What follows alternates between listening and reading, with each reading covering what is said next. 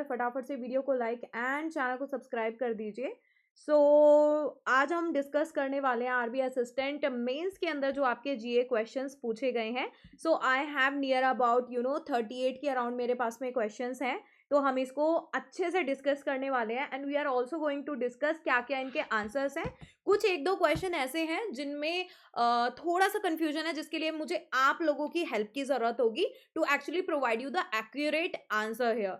अगर आप मुझसे पूछेंगे कि मैम किस टाइप का क्वेश्चंस थे, इजी थे, मॉडरेट थे, डिफिकल्ट थे, जिन्होंने नहीं दिया है, जिन्होंने दिया है उनको पता है, तो मैं जिन लोगों ने दिया हुआ है उनसे एक बार जानना चाहती हूँ कि आप लोगों को क्या लगा कि जो ये क्वेश्चंस आए हैं ये बहुत डिफिकल्ट पूछे गए थे या मॉडरेट थे या इजी थे, या फिर ऐसे थे कि मैम काफी सारे इजी थे लेकिन कुछ एक मॉडरेट थे और एक दो चार ऐसे थे जो थोड़े डिफिकल्ट थे, है ना। तो उसको आप इजी टू मॉडरेट के बीच में डाल सकते हो। तो एक बार कमेंट सेक्शन के अंदर लिखो। फटाफट से स्टार्ट करते हैं आज का सेशन। तो सबसे पहला यहाँ पर जो क्वेश्चन था, मुझे ये भी कंफर्म करते रहना कि ये क्वेश्चन था कि नहीं था, बिकॉज ये जितने भी क्वेश्चंस हैं वो मुझे मेरे टेलीग्राम चैनल पर मेरे स्टूडेंट्स ने ही प्रोवाइड किए हैं, ठीक है। तो उसमें ऑप्शंस भी आप मुझे कंफर्म करते रहना, क्वेश्चंस भी कंफर्म करते रहना। जिनमें मुझे ऑप्शंस को रिलेटेड दिक्कत थी तो मैंने उनमें ना एक्चुअल पूरा आंसर लिख दिया है, तो उससे आप डिफाइन कर सकते हो कि फिर क्या करेक्ट होगा क्या नहीं होगा, ठीक है। ट्रिकी था थोड़ा सा। देखो कुछ एक क्वेश्चंस जो थे वो थोड़े से इन डेप्थ थे, कुछ एक क्वेश्चंस जो थे वो एक्सपेक्टेड नहीं थे, उसके बारे में स्टूडेंट्स को नहीं पता था। लेकिन ज्यादातर क्वेश्चन अगर मैं कहूं कि काफी सारे क्वेश्चन ऐसे 50% क्वेश्चन ऐसे थे जो टू द पॉइंट थे, मतलब बिल्कुल स्ट्रेट फॉरवर्ड पूछे थे, और 50% ऐसे थे जो ट्रिकी थे।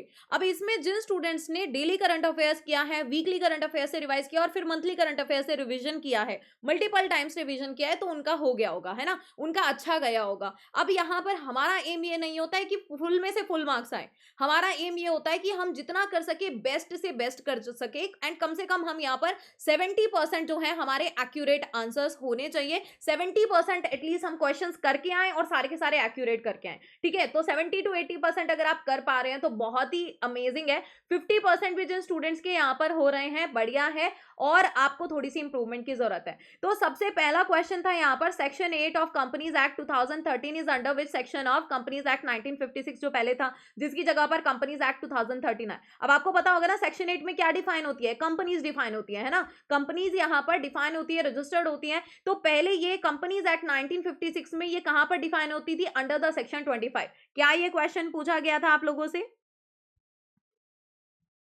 क्या ये क्वेश्चन यहां पर पूछा गया था गाइस? यस और नो लिखते रहना साथ साथ, ठीक है। अब यहां पर नेक्स्ट था क्वेश्चन आपका, which is the second largest Ramsar site. अब ये क्वेश्चन देखो, ये क्वेश्चन थोड़ा आउट था, मतलब आउट ऑफ द बॉक्स थोड़ा सा पूछा गया था। जिन्होंने बैंकिंग अवेयरनेस में थोड़ा सा डीप में किया होगा उनको पता होगा, अदरवाइज एक दो क्वेश्चन होते ही इसलिए दैट उसमें आपको छोड़ना होता है, स्किप करना होता है अगर नहीं पता है तो।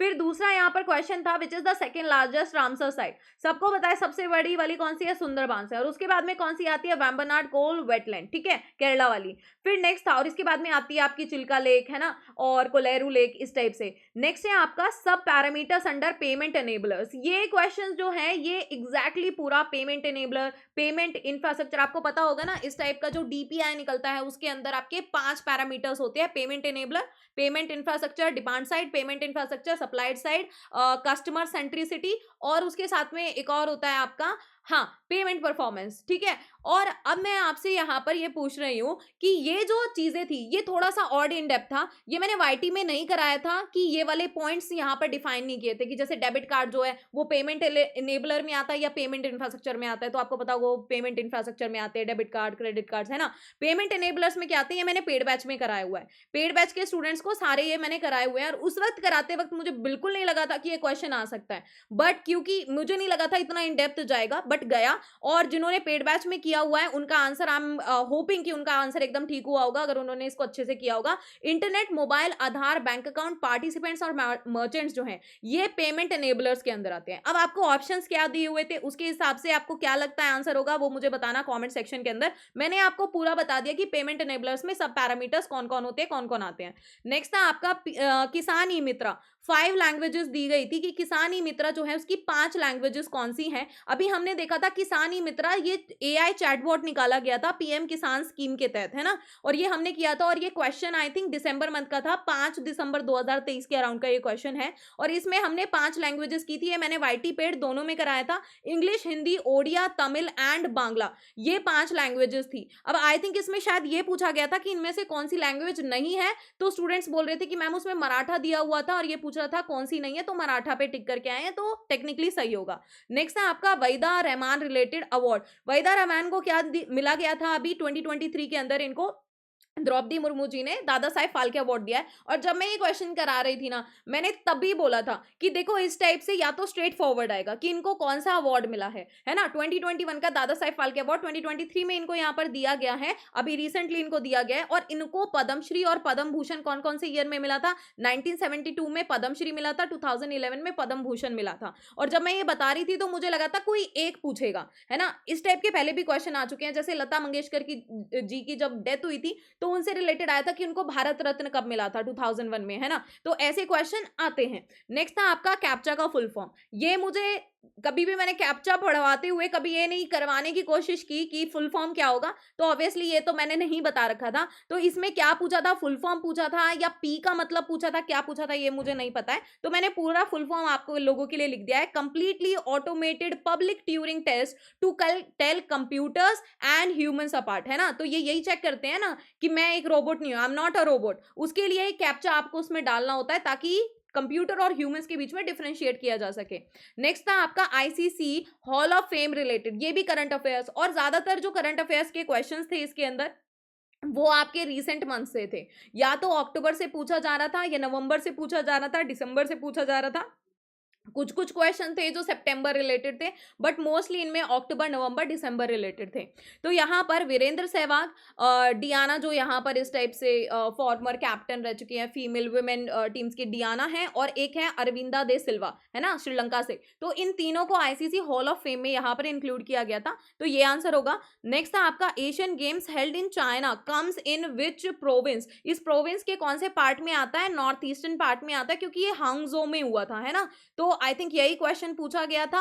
अगर इसमें कोई भी आपको लगता है कि कोई चेंज था, कुछ और पूछा था, 2022 का मैं बता रही हूँ, हांगजो वाला जो हुआ था, क्योंकि अभी ये अवार्ड्स हुए थे इधर। नेक्स्ट था आपका COP29 मीटिंग। COP29, अब मैं कॉन्फ्रेंस ऑफ पार्टी 28 तुम्हें बता रही थी, है ना, और उसमें मेलेडी वाला भी आई थिंक कल या परसों ही कर रहे थे हम इस चीज से रिलेटेड क्वेश्चन, तो उसमें मैंने डिस्कस भी किया था कि देखो COP27 कहाँ पर हुआ, COP29 कहाँ पर होने वाला है, COP2030 कहाँ पर होने वाला है, ये इंपॉर्टेंट है, क्योंकि 28 वाला 2023 में हुआ है, COP29 होगा 2024 में, और COP30 होगा इन 2025। ये जो COP30 है ये 2025 में होगा। तो 2024 वाला बाकू अजेरबाईजान, और 2025 में ब्राजील के अंदर होने वाला है, ठीक है। अब एग्जैक्टली क्या पूछा था आपसे, 2024 का पूछा था, 2025 का पूछा था, यानी कि COP29 पूछा था या COP30 भी पूछा था, ये आपको ज्यादा पता है, मैंने दोनों आंसर बता दिए, आपको पता लग जाएगा। UPI withdrawal limit through ATM, ये मल्टीपल टाइम्स हम क्लास के अंदर कर चुके हैं। यूपीआई विड्रॉल लिमिट एटीएम्स के थ्रू 10,000 रुपीज है ना। और मैंने ये भी बताया था कि बैंक ऑफ बड़ौदा ने स्टार्टिंग में पर ट्रांजैक्शन लिमिट उन्होंने 5,000 रखा था, लेकिन इन अ डे जो लिमिट था वो 10,000 रुपए था बैंक ऑफ बड़ौदा की तरफ से, जब उन्होंने इनिशियली इसको निकाला था। तो यूपीआई विड्रॉल थ्रू एटीएम हमने 10,000 रुपए लिमिट मैनी टाइम्स किया है। तो आई एम होपिंग कि ये 2-4 क्वेश्चन, इन 10 क्वेश्चन में से कम आपके 2-4 क्वेश्चन तो एकदम करेक्ट हुए होंगे, ठीक है। फिर नेक्स्ट है आपका यहाँ पर UK and Tata steel collaboration से क्वेश्चन आया था कि यूके एंड टाटा स्टील मिलके कोलैबोरेट कर रहे हैं। फिर एक क्वेश्चन था नॉट अ डिफेंस पीएसयू, इसके लिए गाइज मुझे ऑप्शंस चाहिए, क्या क्या ऑप्शंस थे ताकि मैं आपको करेक्ट आंसर बता सकूं। फिर था आपका Forbes women not in the list. अब ये भी हमने क्लास के अंदर करंट अफेयर्स में किया था कि 4 ऐसी फीमेल हैं इंडिया की तरफ से जिनको ये मिला था। हमने टॉप 5 भी करे थे, हमने टेलर स्विफ्ट के बारे में भी पढ़ा था, हमने ये भी पढ़ा था इंडिया से 4 हैं, इन 4 में भी सबसे आगे निर्मला सीतारमण है, पिछले 5 सालों से यहाँ पर इसमें फीचर हो रही हैं, और सोमा मंडल जो सेल की पहले चेयरमैन थी वो भी, रोशनी नादर एचसीएल से, बायोकॉन से किरण मजूमदार। उसमें आई थिंक स्टूडेंट्स कह रहे थे कि मैम नीता अंबानी दिया हुआ था और पूछा था कि कौन इस लिस्ट का पार्ट नहीं है, है ना, if I am not wrong here, तो ये क्वेश्चन इधर था। नेक्स्ट था आपका जीरो कूपन जीरो प्रिंसिपल, ऐसी फर्स्ट ऑर्गेनाइजेशन जो सोशल स्टॉक एक्सचेंज पर।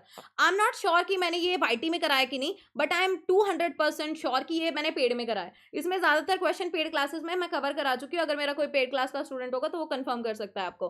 Bharat new car assessment policy, इससे स्टेटमेंट बेस्ड क्वेश्चन था। आप लोग चाहें तो मुझे ऑप्शंस बता सकते हैं, कुछ एक दो ऑप्शंस यहाँ पर स्टूडेंट्स की तरफ से थे, बट मैं इसको बता देती हूँ कि ये 1 अक्टूबर 2023 से इसको applicable with it is coming into effect from 1 अक्टूबर 2023। इसमें कुछ अगर पूछता है कि सीटर वाला, तो इसमें बोला गया था मैक्सिमम 8 सीटर के लिए, है ना। और आपका जो केजीज में था, केजीज से रिलेटेड क्वेश्चन था कि नहीं था, कि जो वेट होना चाहिए वो कितना होना चाहिए, केजी से रिलेटेड कुछ क्वेश्चन इसके अंदर स्टेटमेंट में था।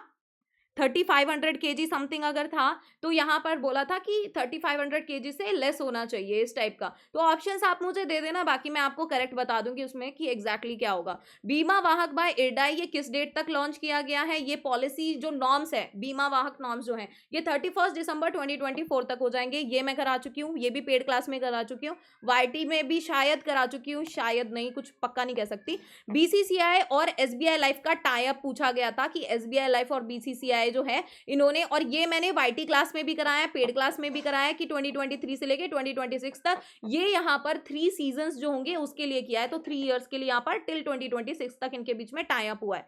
फिर एक यहाँ पर मूवी थी 2018 एवरीवन इज हीरो, ये कौन सी लैंग्वेज में थी? ये क्वेश्चन मैंने, आई डोंट थिंक सो कि शायद मैंने ये क्वेश्चन लिया था या कराया था इसका, लेकिन आंसर होगा मलयालम, ठीक है। फिर नेक्स्ट था आपका किश्तवाड़ जीआई टैग सैफरॉन के लिए, किश्तवाड़ डिस्ट्रिक्ट को मिला है सैफरॉन, यानी कि जो आपका केसर होता है ना, उसके लिए। ये वाईटी पेड दोनों में कराया था मैंने।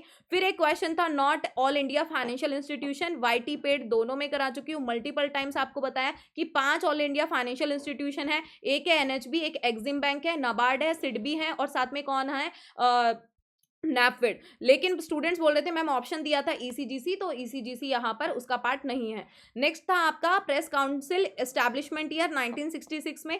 फिर एक आपका रेमिटेंस रेसिपिएंट कंट्री पूछा था, टॉप 5 के अंदर कौन सा नहीं है, उसमें स्टूडेंट्स बोल रहे थे कि मैम श्रीलंका भी ऑप्शन में गिवन था, तो श्रीलंका नहीं होगा। फिर नेक्स्ट था आपका which state is not an achiever, ये अभी 2 दिन पहले ही मैंने क्लास में कराया था, पूरा आपको लिस्ट दिया था जिसमें फास्ट मूवर्स भी बताए थे, अचीवर्स भी बताए थे, और एस्पायरर भी बताए थे। कोस्टल में अलग, लैंडलॉक्ड में अलग, यूटीज में अलग बताया था, है ना। तो इस बार 5th लीड्स जो रैंकिंग आई थी उसमें ये जो अचीवर ग्रुप में कौन थे, सबसे आगे था Andhra Pradesh, then Gujarat, Karnataka and Tamil Nadu. So basically options में केरला दिया हुआ था, वो इसका पार्ट नहीं था। अगर आपसे पूछूं केरला किसका पार्ट था, अगर अचीवर का पार्ट नहीं था कोस्टल स्टेट में, तो ये फास्ट मूवर का पार्ट था या एस्पायरर का पार्ट था, बताओ मुझे कमेंट सेक्शन के अंदर। नेक्स्ट है आपका यूरोप और यूरो ग्रुप जो है, signed agreement to G7 group to ban Russian, मतलब रशिया से यहाँ पर किस चीज का इंपोर्ट या एक्सपोर्ट इन्होंने यहाँ पर बेसिकली बैन किया था। तो अभी ये न्यूज आई थी रिसेंट में ही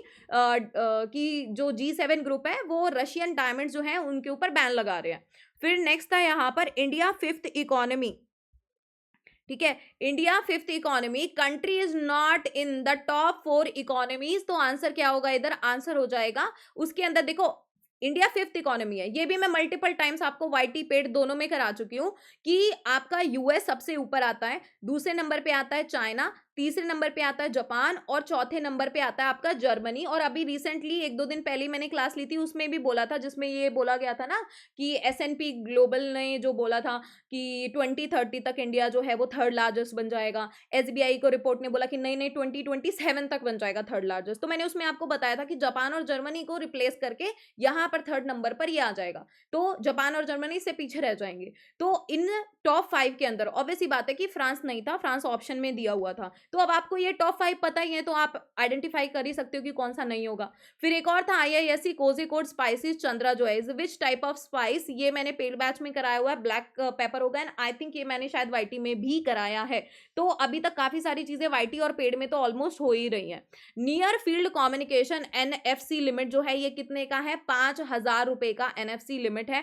फिर आपका है Kotak Mahindra school for excellence with IIT Kanpur, ये अभी मैंने रिसेंट 1-2 दिन पहले की क्लास में बताया था, और इसमें आईआईटी कानपुर, डिफरेंट आईआईटीज और आईआईटी कानपुर किस किस के साथ में टाई अप कर रहा है ये मैंने कराया था। तो ये वाईटी और पेड दोनों पे कराया हुआ है मैंने, और ये दिसंबर मंथ के, नवंबर मंथ के जितने भी करंट अफेयर्स हैं ये ज्यादातर रीसेंट करंट अफेयर्स हैं। नेक्स्ट है आपका in November, India 2+2 ministerial dialogues with which country. ये क्वेश्चन जब आया था तो अभी रिसेंटली हमने यहाँ पर क्या देखा था कि हमारा जो 2+2 जो है वो क्या देखा था, 2+2 मिनिस्ट्रियल डायलॉग्स हुए थे, और उसके अंदर हमने ये डिस्कस भी किया था कि इंडिया के साथ में जो ये 2+2 मिनिस्ट्रियल डायलॉग है ये इंडिया और कौन से कंट्री के बीच में होते हैं, है ना। तो इंडिया और यूएस के बीच में होता है, इंडिया और यूएस के बीच में होता है। नवंबर के अंदर जो इंडिया और यूएस के बीच में हुआ था ये 2+2 मिनिस्ट्रियल डायलॉग यहाँ पर हुआ था, वो भी 5th नंबर का। तो नवंबर मंथ में ये था आपका। उसके अलावा ऑस्ट्रेलिया के साथ में भी हमारा क्या होता है, इधर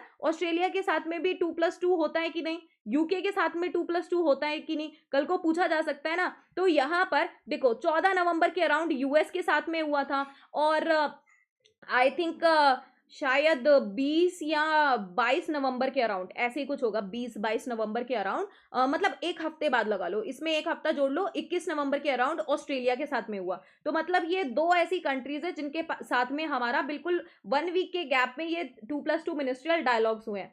फिर नेक्स्ट क्वेश्चन था हमारा, bank of India issues options QIP GDR rights worth 4500 crore. अभी हमने देखा था कि क्यूआईपी लॉन्च किया था। क्यूआईपी क्या होते हैं, जो भी यहाँ पर इस टाइप के ना क्वालिफाइड इंस्टीट्यूशनल पार्टिसिपेंट्स होते हैं ना, उनके लिए 4500 करोड़ रुपीस के ये फेस वैल्यू के क्या निकाले हैं इन्होंने, क्यूआईपी बेसिकली इशू किए हैं। और कितने इक्विटी शेयर्स थे, 44.91 करोड़, और पर इक्विटी शेयर का वैल्यू कितना था, 100.20। ये मैंने पेड बैच में कराया, वाईटी में आई एम नॉट श्योर, लग रहा है मुझे कराया है शायद वाईटी में भी, बट पेड में तो मैंने कराया। नेक्स्ट है आपका regatta is related to which sport. ये मैंने नहीं कराया हुआ है जहां तक मुझे याद है, और बट रिगाटा जो है ये किससे रिलेटेड होता है, बोट रेस से रिलेटेड होता है, रोइंग भी इसको बेसिकली कहते हैं। अब ऑप्शन में क्या था वो आप लोग मुझे बताओ। नेक्स्ट था आपका रिलायंस एंड डीबीएस बैंक यानी कि डेवलपमेंट बैंक ऑफ सिंगापुर, इन्होंने एग्रीमेंट साइन किया कॉम्प्रेस्ड बायोगैस के लिए, वाईटी प्लस पेड दोनों जगह पर मैंने ये कराया हुआ है। Ukraine, Russia Ukraine ban import of which item, ये अभी हमने G7 ग्रुप वाला देखा है कि डायमंड के ऊपर ये लगा था। जेमिनी एआई मॉडल से रिलेटेड क्वेश्चन था कि नहीं था, अगर था क्वेश्चन तो इसका आंसर अल्फाबेट होगा, अभी रिसेंटली इन्होंने ये लॉन्च किया है। और if I am not wrong मैंने ये पेड में कराया है, शायद वाईटी में कराया है, शायद नहीं कराया है, कुछ ऐसा टाइप मैंने बताया था कि इन्होंने अपने जो राइवल्स के लिए एक नए, क्योंकि एआई पर आजकल सभी कंपनीज का फोकस हो रहा है ना, तो वो करके मैंने ट्रिक के थ्रू बताया था इसको।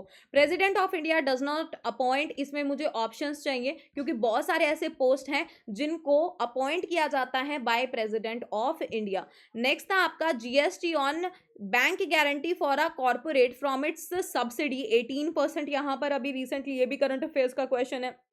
CIC has been appointed under which section of RTI Act of 2005, right to information act 2005 के तहत यहाँ पर सेक्शन 12(3) के अंडर आता है। अब ये क्वेश्चन था यहाँ पर, POS limit in which additional factor authentication not needed. So according to यहाँ पर RBI के सर्कुलर्स के अकॉर्डिंग क्लियर आइडिया यहाँ पर मेरे को आप लोगों से चाहिए कि POS point of sale device से रिलेटेड पूछा गया था, एडिशनल फैक्टर ऑथेंटिकेशन चाहिए कि नहीं, या फिर आपसे ये पूछा गया था कि अभी रिसेंटली हुआ है कि एडिशनल फैक्टर ऑथेंटिकेशन जो है वो आपकी ई मैंडेट्स, जैसे कि होता है ना आपकी क्रेडिट कार्ड पेमेंट आपको करनी है, या इंश्योरेंस प्रीमियम्स आपको यहाँ पर रखने हैं, है ना, इंश्योरेंस प्रीमियम यहाँ पर पे करने होते हैं, तो उसके लिए आपके कितने लाख तक का अगर आप इस टाइप का पेमेंट करते हो तो उसके लिए आपको एडिशनल फैक्टर ऑथेंटिकेशन की जरूरत नहीं पड़ती है। तो इसमें मेरे को थोड़ा सा डाउट है, ये आप क्लियर कर देना। अकॉर्डिंग टू RBI सर्कुलर यहाँ पर POS लिमिट मतलब क्लियरली डिफाइन नहीं है, but I think near about 2000 के अराउंड होती है। एक कुछ क्वेश्चन था यहाँ पर क्रॉस बॉर्डर रिलेटेड, पता नहीं क्या क्वेश्चन था, मैंने स्टूडेंट से पूछा भी बट उनको एग्जैक्टली याद नहीं आ रहा है। अब यहाँ पर जो क्वेश्चन है, अगर ऐसा कोई क्वेश्चन है जो मैंने मिस कर दिया है तो वो क्वेश्चन आप मुझे कमेंट सेक्शन में लिख देना आफ्टर द क्लास, ठीक है। और अगर कोई भी ऐसा करेक्शन है इनमें से किसी के भी अंदर, अगर कोई करेक्शन इज नीडेड कि कहीं पर कोई ऑप्शन आप मुझे बताना चाहते हो, या कोई आपको लगता है कि कहीं पर, क्योंकि ये जितना भी यहाँ पर डेटा है it is all based on what students have provided me, तो यहाँ पर भी आप लिख सकते हो। ये मेरा टेलीग्राम चैनल है शीतल शर्मा मैम ऑफिशियल, और यहाँ पर मोर देन 51 के सब्सक्राइबर्स हैं, तो इधर आप लोग ज्वाइन कर सकते हो, ठीक है। और इसके अलावा एसबीआई क्लर्क के लिए आप मेरे साथ में तैयारी कर सकते हो जीए स्कोर बूस्टर बैच के लिए। ये बैच आप ज्वाइन कर सकते हो। इसमें topic wise current affairs classes, GA special session मिलेगा, स्ट्रैटेजी सेशन मिलेगा आपको, banking, financial awareness, static GK, current affairs, और ये भी सब आपको सिर्फ 599 रुपीज में after applying Sheetal code on Oliveboard app. तो ऑलिबोर्ड ऐप पर जाकर शीतल कोड अप्लाई कर 599, क्योंकि अभी न्यू ईयर बैच चल रहा है। सो आज मेरी तरफ से यहाँ पर ये 2023 का लास्ट सेशन है आप लोगों के लिए। कल आपसे मिलती हूँ 2024 में। And happy new years eve and happy new year in advance. कल भी आप लोगों को यहाँ पर हैप्पी न्यू ईयर ज़रूर बोलूँगी मैं। तो अगर कोई भी डाउट है, कोई भी करेक्शन है, मुझे after the class comment section में बता देना। Thank you for watching guys, and do subscribe to the channel Sheetal Sharma ma'am official. इसको ज़रूर सब्सक्राइब कर लें, आप सभी लोग यहाँ पर ज्वाइन कर लें। एंड जाते जाते सभी लोग वीडियो को लाइक एंड चैनल को सब्सक्राइब करना बिल्कुल ना भूलें। That's it for today. Thank you so much everyone. अब मिलती हूँ आपसे नेक्स्ट सेशन में। Till then take care, bye bye, have a nice day and thank you so much guys.